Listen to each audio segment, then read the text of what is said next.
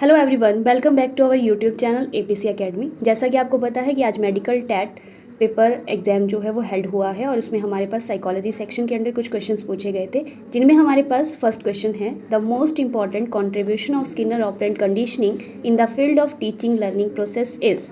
तो Skinner operant conditioning में जो सबसे इंपॉर्टेंट मेथड और फेमस मेथड था that is your programmed instruction method. B option is the right answer. Question number 2, according to John Dewey school is a dash institution and education is a dash process. Option A is the right answer. Social institution कहा था John डीवे ने और education को social process कहा है। The essential element of the syllabus for the out of school children should be vocational competencies. Option D is the right answer. Question number 4 is which of the following approach supports cooperative learning? That is your multi-sensory approach support cooperative learning. तो A option is the right answer. Question number 5 which of the following is the correct sequence of motivation cycle? तो motivation cycle के अंदर जो correct sequence है that is your need, derive and then incentive. Question number 6 according to the Erikson theory of stage of development in which the identity versus role confusion is found as characteristics of development that is your adolescence. D option is the right answer. Which one is not a factor of memory? तो memory का जो factor नहीं है that is your thinking. C option is the right answer. Question number 8 teaching through deductive method is teaching that is your from general to specific. C option is the right answer. Question number 9 the stimulus that automatically produce जो automatically produce होगा that is based on unconditional stimulus. तो option A is the right answer. Question number 10 under National Education Policy 2020 which of the following new educational and curriculum reconstructing has been done for children for 3 to 8 years. तो वो जो pattern है आपके पास this is very known pattern 5 plus 3 plus 3 plus 4. D option is the right answer. Question number 11 what do you mean by cognition? तो option A is the right answer that is act of knowing or perceiving. Question number 12 is your the overprotected child will tend to display. जो overprotective child होते हैं वो किस तरह की चीज़ को प्रदर्शित करते हैं? तो वो क्या हो जाते हैं? एग्रेसिव हो जाते हैं. A option is the right answer. Question number 13 the derived theory reduction theory the derive reduction theory. Simple सी बात थी कि जो डिराइव थ्योरी है आपकी वो दी गई है CL हल के द्वारा और A option is the right answer. Question number 14 है Rohan would like to participate in a game but would also like to avoid injury. अब इनमें से पूछा था कि अप्रोच कौन सा है, तो ये है आपके पास that is your C option is the right answer कि वो अप्रोच भी कर रहा है और चीज़ों को अवॉइड भी कर रहा है. Approach avoidance conflict. Next question number 15 is your gestalt theory emphasise on. Gestalt theory emphasise करता है ऑप्शन सी के ऊपर our tendency to see pattern. Question number 16 is your according to Kohlberg theory of moral development at what level does the child adopt rule. That is your conventional level.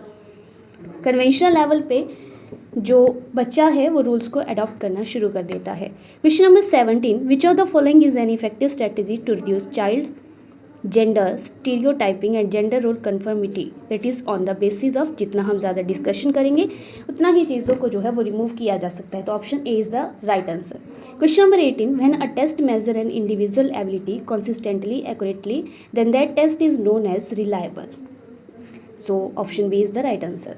Question number 19 a teacher can encourage creative learner in her classroom by encouraging multiple perspectives and appreciating original ideas. C option is the right answer.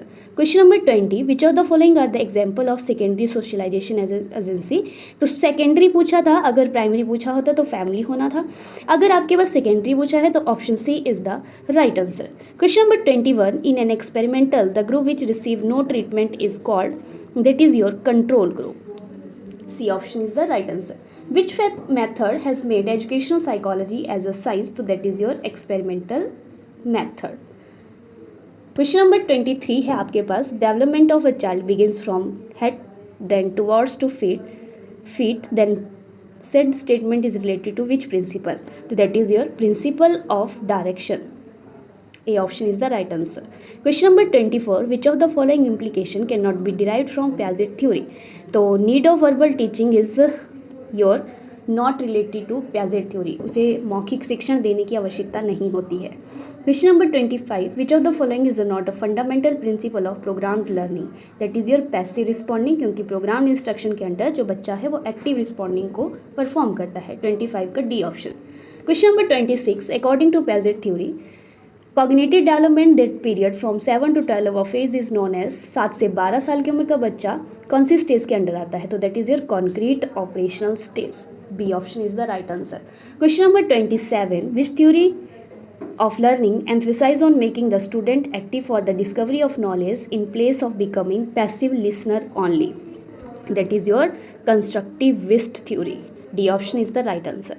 Arrange the Kohler-Berg stages of moral development in correct sequences. तो correct sequence आपको arrange करना था जो यहाँ पर option आपके लिए available थे। तो जो first stage आती है हमारे पास that is your punishment and obedience order, तो हमारे पास पहला sequence बनेगा 2। सेकेंड था आपके पास instrumental relativity that is your 4 and third one था आपके पास good boy and girl orientation. तो according to the arrangement B option is the right answer. Question number 29, identify the characteristics of an extrovert. Extrovert की characteristics को आपने find out करना था कि कौन सा इनमें से है या कौन सा नहीं है, और इसके रिगार्डिंग भी आपको इस तरह से कुछ ऑप्शन अवेलेबल मिले थे। सोशली वेरी एक्टिव होते हैं, बिल्कुल सही है। ऑलवेज फाउंड बिजी, नहीं। Emphasising on individual work rather than group work, नहीं। Flexible outlook and friendly nature, बिल्कुल सही। और फ्री फ्रॉम इमोशनल प्रॉब्लम, ये भी सही है। ठीक है, तो अकॉर्डिंग टू द ऑप्शन हमारे पास रहेगा 1, 4 एंड 5। 1, 4 एंड 5। क्वेश्चन नंबर 13 मतलब क्वेश्चन नंबर 29 का C option is the right answer. Question number 30, what is the base of grouping of test item in Binet scale that is your age level. यहाँ से आप ये भी थोड़ा सा correlate कर सकते थे कि बिनेट ने मेंटल एज टर्म दी है और मेंटल एज के बाद जो था वो इन्होंने अपना टेस्ट फिर से रिफॉर्म किया था 1908 में। सो ये थे हमारे साइकोलॉजी के क्वेश्चन जो मेडिकल टैट 2023 जून में पूछे गए थे। Okay, thank you everyone.